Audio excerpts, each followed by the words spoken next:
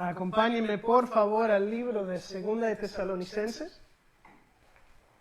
Hemos estado allí por varias semanas. De hecho, al comienzo de la cuarentena comenzamos una serie llamada La Iglesia en la Palabra, en el cual vimos la iglesia de Tesalónica como un ejemplo de una iglesia firmemente arraigada en la palabra, y vimos los efectos que hace eso. Es nuestra meta en la Iglesia Bautista Redención ser una iglesia arraigada en la palabra de Dios. Que nos conozcan, sí, por ser amigables, por tratar a gente como familia, por hacer bien en donde estamos, pero más que todas las cosas de ser una iglesia en la palabra, y por eso encontramos nuestro fundamento aquí en la palabra de Dios, la enseñanza siempre centrada en la palabra de Dios, pero hecho de una forma práctica y aplicable, dándole esfuerzo para poder enseñar qué es la voluntad de Dios para cada uno de nosotros en las diferentes etapas de la vida.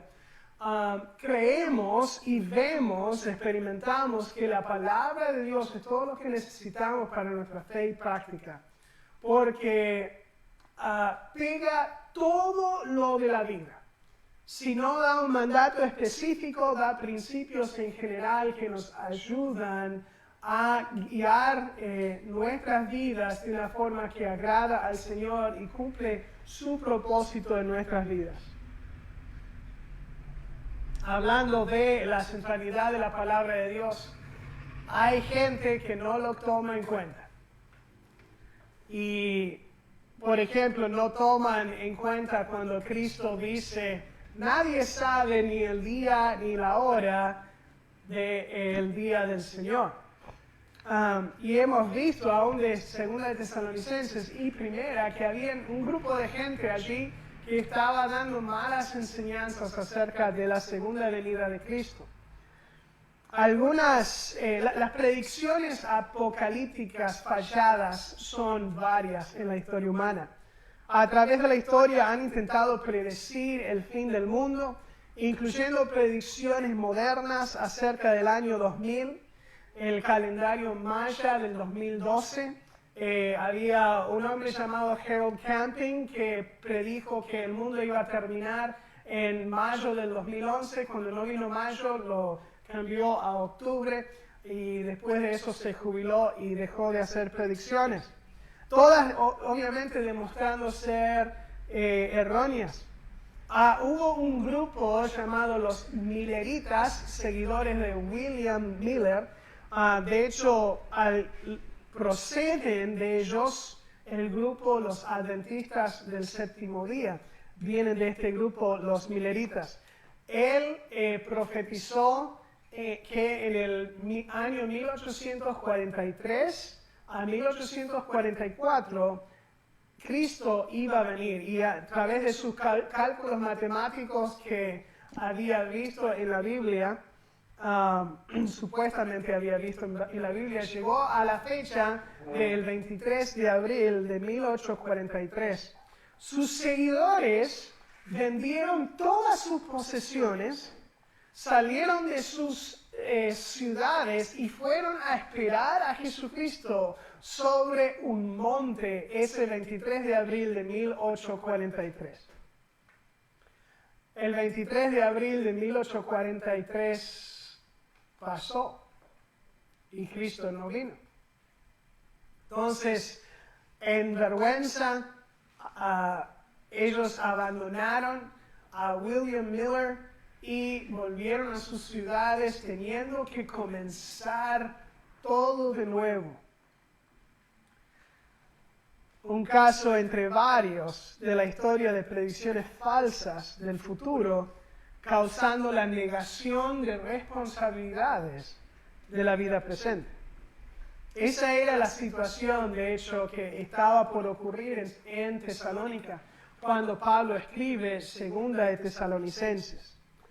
Que habían algunos que falsamente enseñaban que el día del Señor ya había llegado y que estaba por encima de ellos y se enfocaron tanto en esta realidad futura de tal manera que dejaron sus responsabilidades presentes. Pero era sumamente importante para ellos tomar en serio su responsabilidad. Tal como es importante para nosotros tomar en cuenta y tomar en serio nuestra responsabilidad de hacer bien. Y hoy vamos a ver 3 razones por el cual cada creyente debe tomar en serio su responsabilidad de hacer bien. La definición de hacer bien lo encontramos, de hecho, en el contexto del capítulo 3. Vamos a estar viendo el capítulo 3 de 2 de Tesalonicenses, versículos 6 al 15. Lo vamos a leer acá en un minuto, pero esa frase, hacer bien, se usa repetidamente. De hecho, Pablo lo usa varias veces, y es el contexto. Cuando preguntamos qué es hacer bien, es el contexto que nos define qué es el hacer bien. Por ejemplo, en Romanos 7, el contexto habla de hacer bien, es agradando a Dios cuando luchamos contra la carne. En 1 Corintios 7, el contexto tiene que ver con el matrimonio. Entonces, el hacer bien es eso relacionado al matrimonio. En Gálatas 6, el contexto de hacer bien es, de hecho, las buenas obras. Y acá en 2 de Tesalonicenses 3:13, el contexto es de trabajar para no ser carga a otros. Y esa situación, lo que vemos es que muchos falsos maestros iban diciendo, el día del Señor ya viene, entonces no hay importancia para lo que estás haciendo hoy. Deja de hacer tus responsabilidades porque ya viene el Señor, entonces no importa. Entonces ellos iban de casa en casa y enseñando esto y haciéndose una carga a los que lo hospedaban. La cultura greco-romana del día era mientras que la mente judía era muy trabajadora, pero la mente griega y romana no era muy trabajadora, porque ellos en su cultura tenían esclavos que hacían el trabajo manual. Entonces, para ellos, el dejar el trabajo manual y las responsabilidades que debían hacer, genial, eso es perfecto, que lo haga otro. Entonces, hubo esta mentalidad en esa cultura, y eso se infiltró en la iglesia por estas falsas enseñanzas. Entonces, vamos a leer aquí 2 de Tesalonicenses 3, 6 al 15. Pero os ordenamos, hermanos, en el nombre de nuestro Señor Jesucristo, que os apartéis de todo hermano que ande desordenadamente y no según la enseñanza que recibiste de nosotros. Porque vosotros mismos sabéis de qué manera debéis imitarnos, pues nosotros no anduvimos desordenadamente entre vosotros, ni comimos de balde el pan de nadie, sino que trabajamos con afán y fatiga día y noche, para no ser gravosos a ninguno de vosotros. No porque no tuviésemos derecho, sino por daros nosotros mismos un ejemplo para que nos imitases. Porque también cuando estábamos con vosotros os ordenábamos esto: si alguno no quiere trabajar, tampoco coma. Porque oímos que algunos de entre vosotros andan desordenadamente, no trabajando en nada, sino entremetiéndose en lo ajeno. A los tales mandamos y exhortamos por nuestro Señor Jesucristo, que trabajando sosegadamente coman su propio pan. Y vosotros, hermanos, no os canséis de hacer bien. Si alguno no obedece a lo que decimos por medio de esta carta, a este señaladlo, y no os juntéis con él para que se avergüence. Mas no lo tengáis por enemigo, sino amonestarle como hermano. Padre amado, gracias por el día que nos has dado. Ayúdanos en este tiempo a abrazar tu palabra, darle la bienvenida a nuestros corazones que nos impacte, que tu Espíritu esté obrando para mostrarnos y alumbrar en nuestras vidas dónde necesitamos aplicar esto.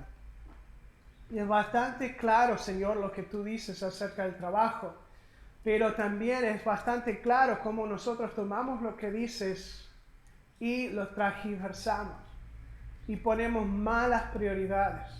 Ayúdanos, Señor, a poner nuestras prioridades donde tú los quieras. En el nombre de Jesucristo, amén. La primera razón que vemos aquí en el pasaje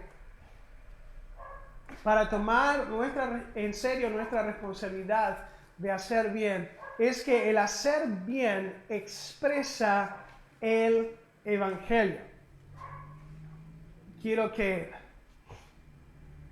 Expresa el amor fraternal, que es una expresión también del Evangelio. ¿Cómo vemos eso? Bueno, lo vemos por la enseñanza, por obediencia a la enseñanza dada. Los términos traducidos, ordenamos y mandamos, se refieren a una orden militar que debe ser obedecido. La enseñanza, lo que menciona el versículo 6, es la misma doctrina que usó en el previo capítulo en 2 Tesalonicenses 2:15, indicando las instrucciones de una autoridad aceptada, apostólica en este caso. Entonces les dice, estad firmes y retener la doctrina. ¿Se acuerdan la semana pasada, antepasada? Dimos esta palabra, significa literalmente tradición, pero Pablo lo usa aquí como diciendo las instrucciones que le hemos enseñado. Entonces, lo que le han instruido es que debían trabajar. Debían trabajar para sustentarse y no tener que depender de otros. Ahora, los que andaban desordenadamente, literalmente significa fuera de línea o fuera de orden. Se conducían de una forma fuera de sintonía con la vida piadosa cambiada por el Evangelio que Pablo y sus acompañantes le habían enseñado. El mismo ejemplo de Pablo y sus acompañantes había sido vinculado a la predicación del Evangelio. Fíjense ahí nomás en 1 Tesalonicenses 2:9, y vamos a estar, si quieren poner un dedo, allí va a estar en la pantalla también, pero si quieren ver, vamos a estar viendo capítulo 2 de 1 Tesalonicenses, capítulo 4 también. Habla mucho de esto, quiero que lo veamos en conjunto, porque Pablo mismo en sus propias cartas nos define cómo es esto una expresión del amor fraternal y del Evangelio. Porque os acordáis, hermanos, de nuestro trabajo y fatiga, como trabajando de noche y de día, para no ser gravosos a ninguno de vosotros. O sea, andamos ordenadamente, trabajamos con nuestras manos, fuimos responsables, y ahí concluye con, os predicamos el Evangelio de Dios. Esta demostración de amor fraternal era una expresión del mismo Evangelio. Ellos estaban allí predicando el Evangelio, pero para que no sea tropiezo nada del Evangelio, ellos trabajaron para sustentarse. Vemos en el versículo 9 de nuestro pasaje principal del capítulo 3 que ellos tuvieron derecho como apóstoles de decir, sosténgannos, somos apóstoles, nos merecemos ser carga, pero no lo hicieron. De hecho, este concepto de no ser gravosos, de no ser carga, lo demostraron también y lo repitieron en la primera epístola, ahí nomás en el capítulo 2 donde estuvimos. Esto era para Pablo una demostración del amor fraternal, el afecto que él tuvo a los tesalonicenses. Entonces, escuchen cómo Pablo les habla aquí en el capítulo 2 de 1 Tesalonicenses. Dice, ni buscamos gloria de los hombres, ni de vosotros, ni de otros, aunque podíamos seros carga como apóstoles de Cristo. O sea, nos tocaba ese derecho, pero elegimos no usarlo. Antes fuimos tiernos entre vosotros como la nodriza que cuida con ternura a sus propios hijos. Tan grande es nuestro afecto por vosotros que hubiéramos querido entregaros no solo el Evangelio de Dios, sino también nuestras propias vidas, porque habéis llegado a seros muy queridos. Y fíjense, cuando vimos el capítulo 4, fíjense ahí nomás en el versículo 9 al 11, que cuando Él les instruye acerca del amor fraternal, les anima a seguir creciendo en ese amor y presenta como expresión de ese amor fraternal el ocuparse en vuestros negocios. Acerca del amor fraternal no tenéis necesidad que os escriba, porque vosotros mismos habéis aprendido de Dios que os améis unos a otros. ¿Lo están haciendo? Bien por ustedes. También hacéis así con todos los hermanos que están por toda la Macedonia. Se están practicando el amor fraternal. Genial. Pero os rogamos, hermanos, que abundéis en ello más y más. ¿Cómo podemos abundar en ello más y más? Que procuréis tener tranquilidad y ocuparos en vuestros negocios, trabajar con vuestras manos de la manera que os hemos mandado. Ahí está la instrucción específica acerca de ser responsables que Pablo les dice. Entonces, el mismo ser responsables, el hacer bien, trabajar en una cultura que miraba hacia abajo el trabajo manual, era trabajo de esclavos. Pablo les dice, es una expresión de su amor fraternal uno al otro, el ocuparse y ser responsables para no ser carga a los demás. Debemos entender que ese amor fraternal ve el trabajo como un campo misionero. La vida responsable llega a ser un testimonio digno de Dios. De hecho, 1 Tesalonicenses 2, 10 al 12, lo dice así: vosotros sois testigos y Dios también de cuán santa, justa e irreprensiblemente nos comportamos con vosotros los creyentes. Está hablando de que ellos mismos trabajaron con sus manos antes de cuando estuvieron allí en Tesalónica para no ser carga. Así como también sabéis de qué modo como el Padre a sus hijos exhortábamos, consolábamos a cada uno de vosotros y os encargábamos que anduvieseis como es digno de Dios que os llamó a su reino y gloria. Pablo no es que le gusta hablar de sí mismo, pero habla de esa situación, les recuerda cómo era porque les quiere hacer el ejemplo.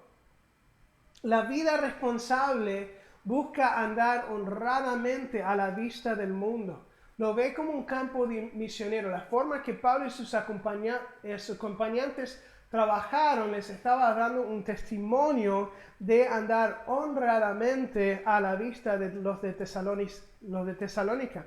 Seguimos leyendo. Capítulo 4, 11 y 12. Vimos el 11 pero que procuréis tener tranquilidad, ocuparos en vuestros negocios, trabajar con vuestras manos de la manera que os hemos mandado, a fin de que os conduzcáis honradamente para con los de afuera y no tengáis necesidad de nada. Hay un testimonio allí. La vida responsable, de hecho, es un testimonio de una vida piadosa que se preocupa y se responsabiliza por los suyos sin ser carga a los demás. Pone realidad a las declaraciones. Pablo instruye firmemente contra el que no cuida de los suyos en 1 Timoteo 5:8.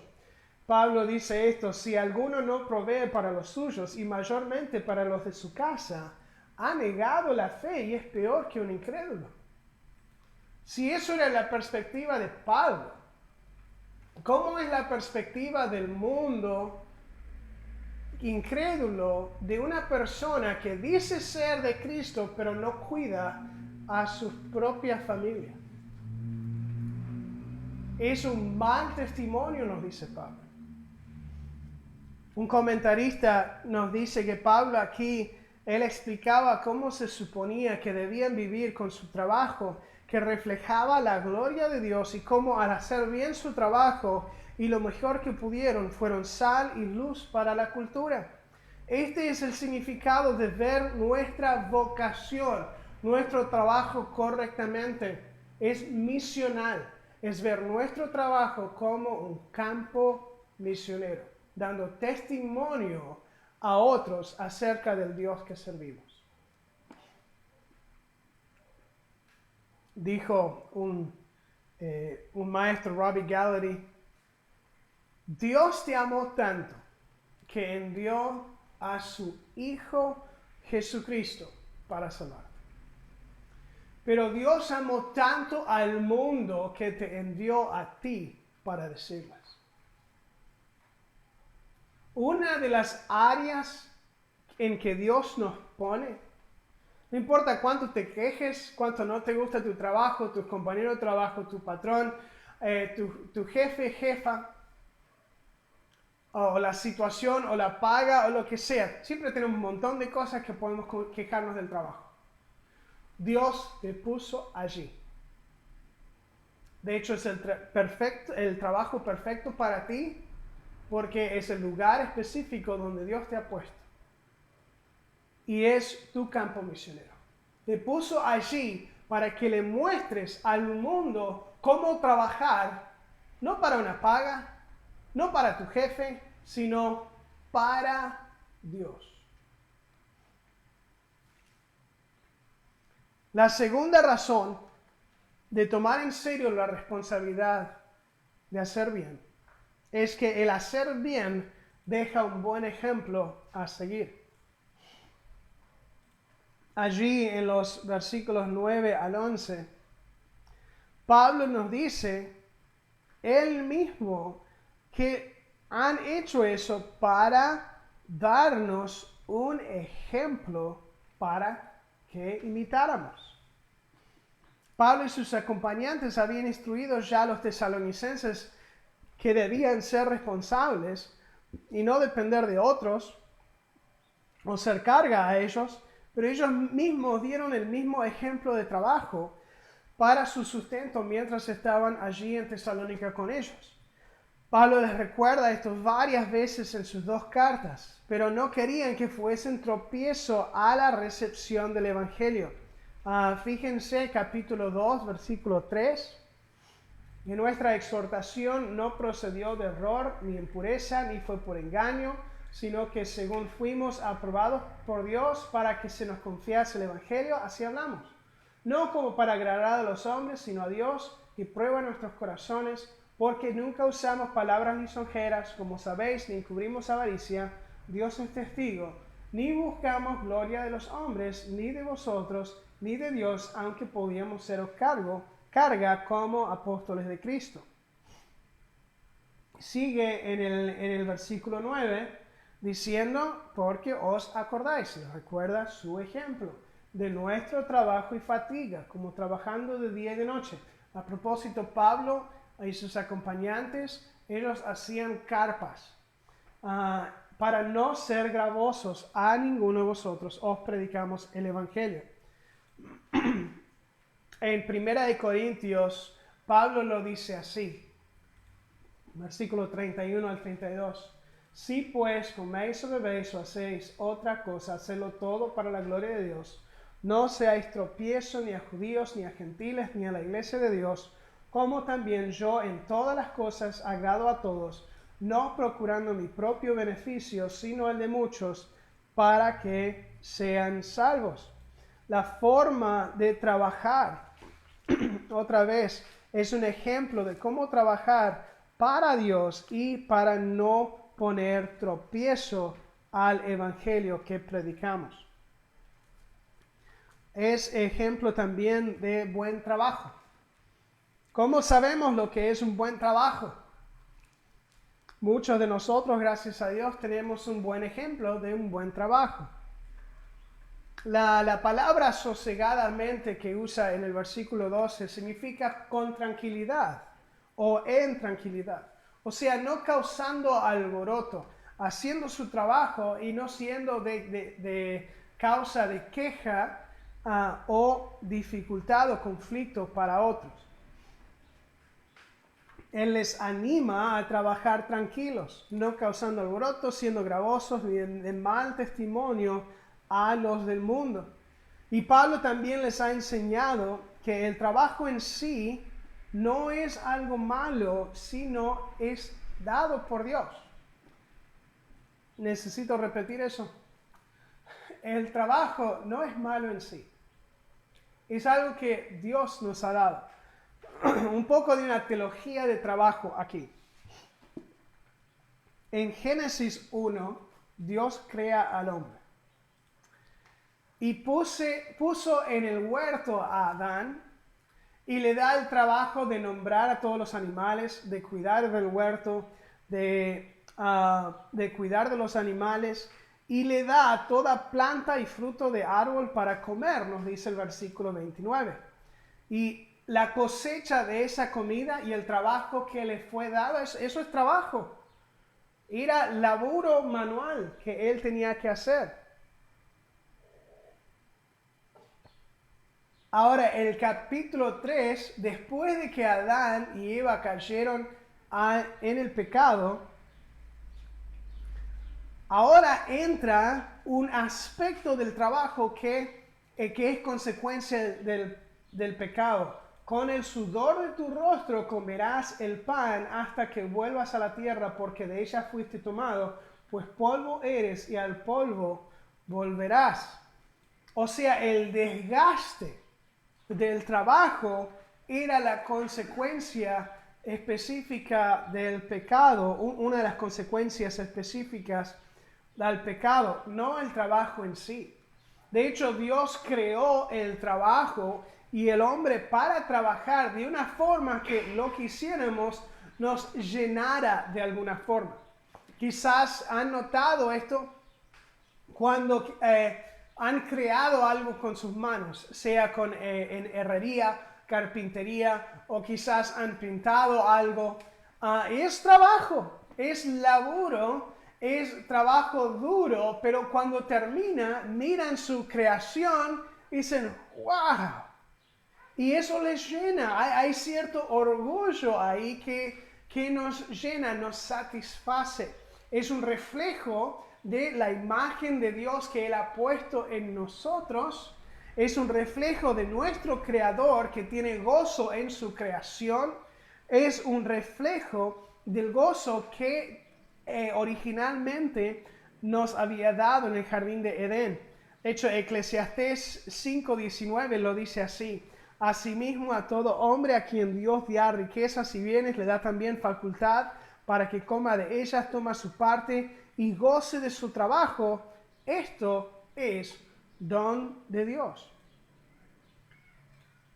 Y la buena ética del trabajo refleja el buen trabajo del buen dador del trabajo, dándole gloria a Él. Fíjense conmigo en Colosenses 3.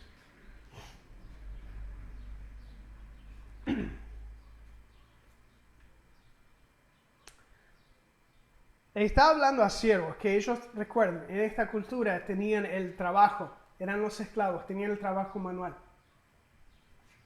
Entonces, el trabajo de que Pablo está hablando aquí, en Tesalonicenses, aquí en Colosenses, los siervos eran los que lo estaban haciendo. Y les dice esto: obedeced todos vuestros amos terrenales, no sirviendo al ojo, como los que quieren agradar a los hombres, sino con corazón sincero, temiendo a Dios, y todo lo que hagáis, hacedlo de corazón como para el Señor y no para los hombres. Entonces, vemos que el trabajo aquí es una forma que damos gloria a Dios. En el versículo 17 del mismo capítulo de Colosenses, no está en la pantalla, pero dice, y todo lo que hacéis, sea de palabra o de hecho, hacedlo todo en el nombre del Señor Jesús, dando gracias a Dios Padre por medio de Él. Si yo te fuera a preguntar para quién trabajas, seguramente me responderías en nombre de tu jefe, quizás en nombre de la empresa, quizás si eres monotributista, a ti mismo. Quizás dices, trabajo para mi paga, trabajo para poner comida en la mesa. Y todas esas, aunque respuestas buenas, son respuestas equivocadas. Cada uno de nosotros trabajamos para Dios. Primeramente trabajamos para Él.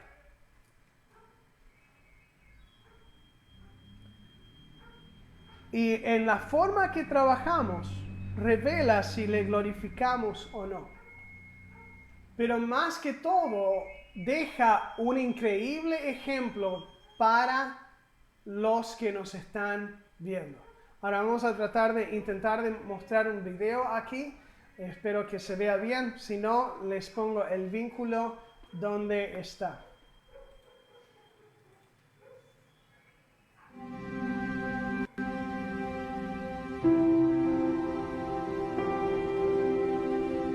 Papá, aunque no lo sepas, te estoy mirando. Miro todo lo que haces. Estoy mirando cómo tratas a la gente. A mí, a mi mamá y a mis hermanos. Tu vida tiene un gran impacto en mí.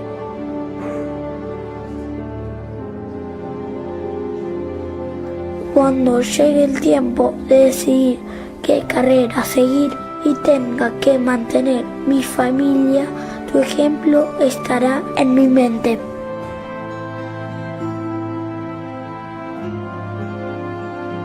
El tiempo que pasas conmigo dejando otras cosas me hace sentir seguro. Habrá momentos en mi vida en que voy a luchar con la integridad. Quizá no esté seguro de qué hacer, pero recordaré cómo decidiste vos lo que es correcto y lo que no.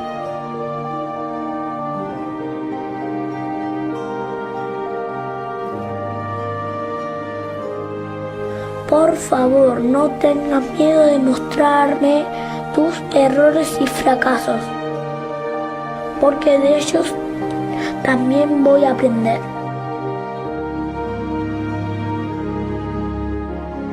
Papá, ¿estás escuchándome? Te estoy mirando. Mirando si realmente crees lo que decís acerca de Dios. Necesito que me muestres el camino. Mostrame cómo es vivir una vida que no es fácil, pero es buena.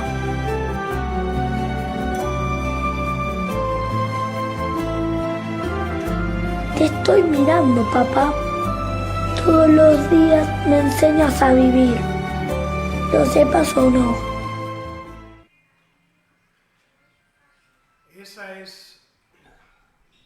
Esa es la verdad. Dejamos un ejemplo. Aunque lo sepamos o no, padres, estamos dejando ejemplo. Aun si no tienes niños, hay alguien que te está viendo. Mi padre tuvo una buena ética de trabajo y me enseñó a trabajar. Una frase que mi padre siempre decía, e incluso mis hijos me han escuchado decirles: si no lo haces bien la primera vez, tendrás que hacerlo de nuevo. Pero esa frase no originó con él, tal como su ética de trabajo, sino que con su padre, mi abuelo, quien le enseñó a trabajar a mi padre. Pero en todo, una de las cosas que mi padre decía era que no estás trabajando para ti, sino estás trabajando para el Señor. Y a veces aún yo mismo, si nadie le importa, y él decía, a Dios le importa. Ah. A Dios le importa cómo trabajas. Estás dejando ejemplo a los demás de cómo trabajar, no para ti, no para la paga, no para tu jefe, no para tu familia, sino para Dios. Si Dios es el Dios en tu vida que realmente debe ser, entonces Él es digno de que le sirvas con todo. La tercera razón de tomar en serio nuestra responsabilidad de hacer bien es que el hacer bien evita los peligros del andar desordenadamente.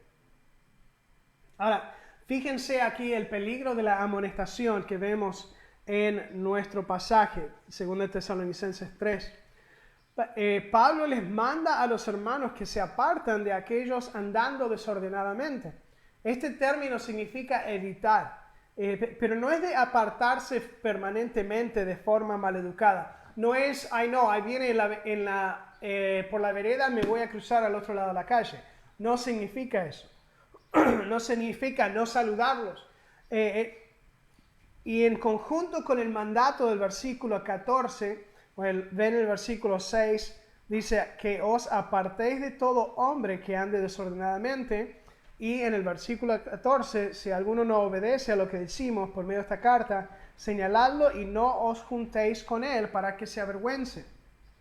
Entonces, tomando en conjunto eso, tenemos una idea más clara de lo que quiere decir Pablo aquí. Les está advirtiendo que no se asocien, o sea, que no tengan una comunión íntima con ellos. Les está mandando que eviten ser influenciados por los que andan desordenadamente. El tener comunión con alguien es tener en común con ellos. Entonces, cuando abrimos nuestras vidas a personas que andan desordenadamente de una forma que tenemos en común con ellos, de una forma que nos influencian, he allí el problema.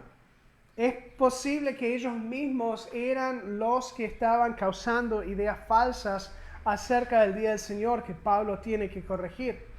Ahora, este es el mismo tipo de mandato que encontramos en 1 Corintios 5:11. El creyente debe tener sumo cuidado en quien busca comunión.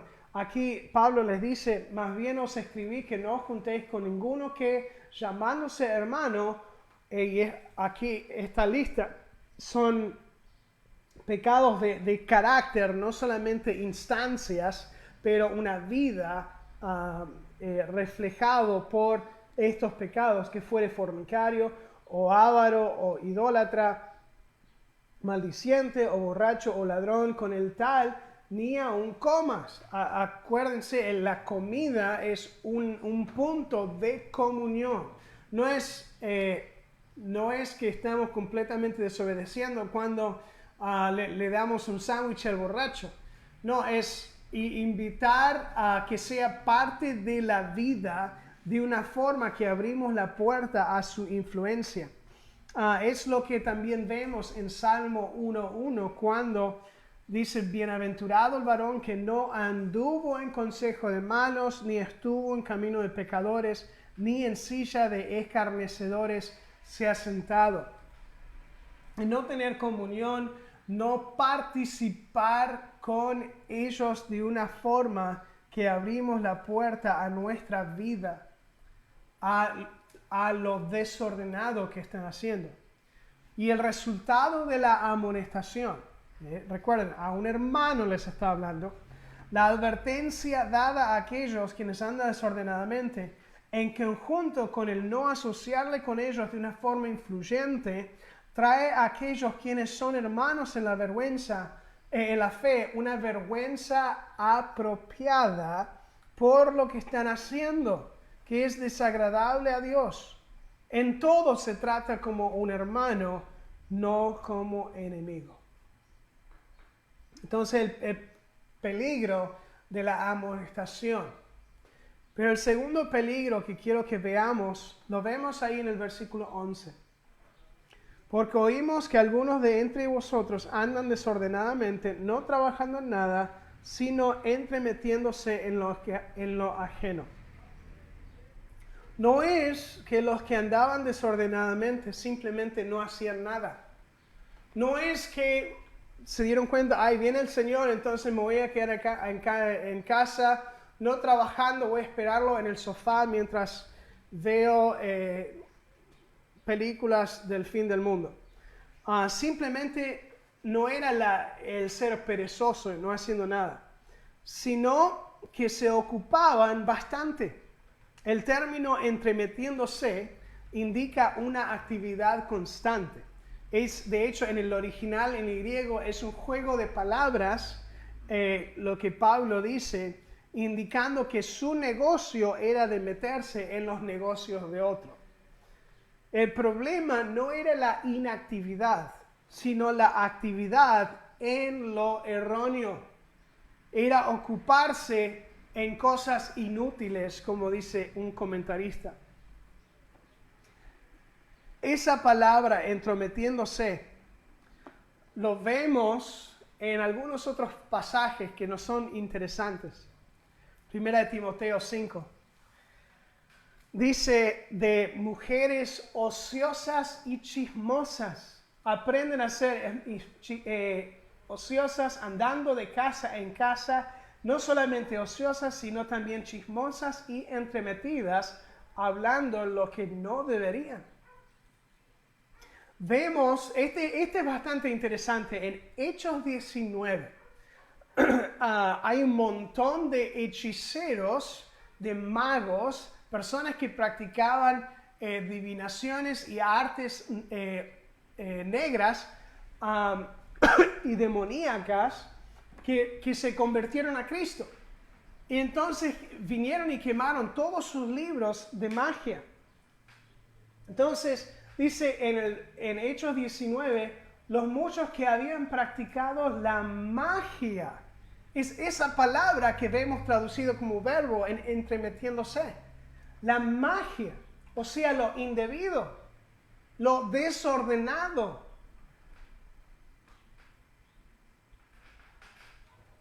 Vemos el concepto en 1 de Pedro 4:15, en que está en conjunto con actividades pecaminosas. 1 de Pedro 4:15 dice, así que ninguno de vosotros padezca como homicida o ladrón o malhechor o por entremeterse en lo ajeno. ¡Wow! Pensamos, homicida, ladrón, malhechor, esas son feas. Pero entremeterse a lo ajeno, que eso no es muy alto en el nivel de maldad que los otros. En los ojos de Dios sí. Es un desenfoque, un enfoque erróneo en lo indebido, en lo desordenado. Y es lo que estaba pasando aquí en Tesalónica. Se estaban desenfocando tanto, se estaban ocupando en lo erróneo, en lo indebido, en lo desordenado. Por eso era de mal testimonio. Por eso no estaban glorificando a Dios en sus vidas. Padres, vivimos en una cultura que es, creo que dado vuelta de la cultura de los tesalonicenses. Allí como dije, la mente greco-romana, el trabajo manual se le daba a los esclavos. Pero nuestra cultura moderna, acá del 2020, por lo menos los que pueden salir a trabajar, pero aún nuestra cultura moderna es de que tenés que trabajar.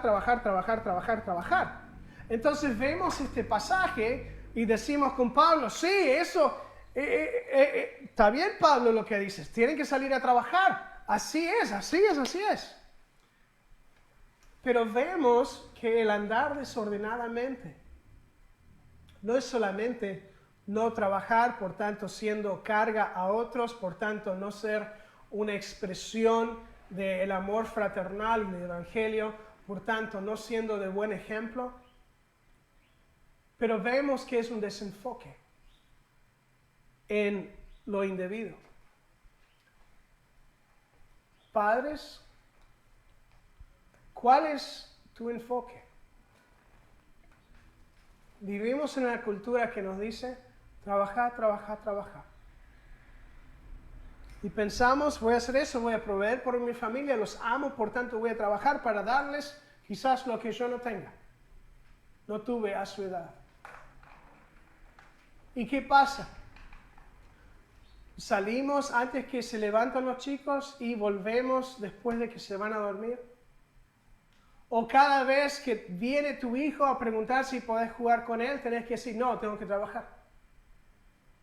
O no hay oportunidad para pasar tiempo de calidad con tu familia porque estás trabajando en tu segundo o tercer trabajo.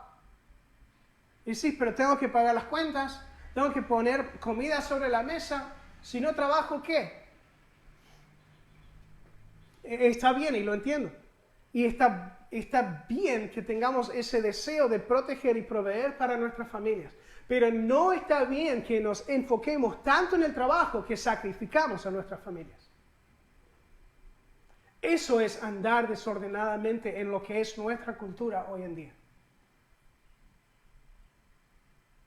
Ponemos una carga indebida a las madres y nuestras esposas de tener que cumplir un rol en que los padres deberíamos estar cumpliendo, en guiar a nuestros hijos, en enseñar a nuestros hijos, en estar allí como apoyo emocional para nuestras compañeras de vida, nuestras esposas. Si no estás, no estás cumpliendo lo que Dios te ha dado a hacer para tu propia familia. Padres, el amor se deletrea T-I-E-M-P-O, tiempo.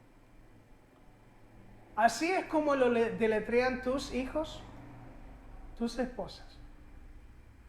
Si estás pasando todo tu tiempo, sea tan enfocado en el trabajo, sea tan enfocado en tus prioridades y preferencias, vas a sacrificar a tu familia. No vas a estar para enseñarles cómo trabajar para Dios. No vas a estar para enseñarles y guiarles en el camino y en la palabra del Señor. ¿Qué pasaría si de esos 3 trabajos dejas uno para dar más tiempo a tu familia? ¿Qué pasaría si en vez de trabajar los 7 días de semana, trabajas 6 y dedicas a Dios y a tu familia ese 7º? ¿Pensás que Dios es suficientemente grande para proveer por tu familia porque le pones a Él como prioridad? ¿Te enfocas en lo que Él quiere que te enfoques? Papás, nuestras familias nos necesitan. Nos precisan. Precisan que nos enfoquemos en conocer más a Dios para que Él nos convierta en los padres y esposos que debemos ser. Precisan que les mostremos cómo trabajar de una forma que glorifica a Dios y le dice a todo el mundo, yo sirvo a un Dios excelente, por tanto voy a hacer un trabajo excelente. Ellos precisan que podemos mostrarles la diferencia en lo que es estar ocupados y estar ocupados en lo que es correcto. ¿Estás enseñando a tu familia como Dios quiere? Padre, te pido por cada padre, madre, hijo, hija, hermana, tío, abuelo que me está escuchando y está viendo esto, sea en vivo o luego. Ayúdanos a enfocarnos en lo apropiado, en lo debido, en lo ordenado, para de esa forma trabajar como un buen ejemplo para ti. de una forma que les enseñe qué tan glorioso y excelente eres y que vale la pena el esfuerzo, la excelencia. Señor, ayúdanos a conocerte de una forma que nos cambie por dentro hacia afuera. En el nombre de Jesucristo, pido todo esto. Amén. Y a mi padre, Dennis Metzger, te amo. Feliz Día del Padre. Que Dios les bendiga a todos.